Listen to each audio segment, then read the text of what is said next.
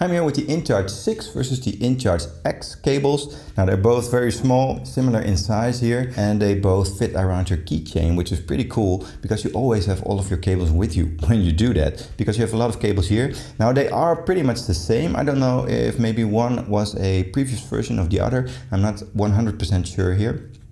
But with this InCharge X, they made a little cap for it, so that fits neatly on there, and this InCharge 6 doesn't have that. At least mine didn't come with one, but they're both great. They snap into place, and they both have the same snapping system and snapping magnet quality here.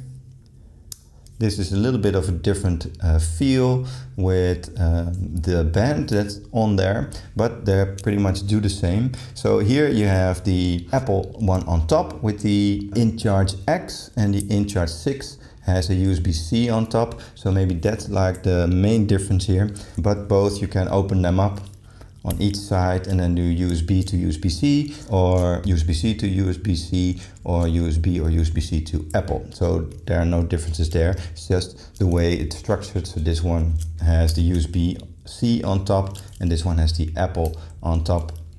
So maybe that's just a little bit geared towards different markets here, but really it isn't that much of a hassle to open that up.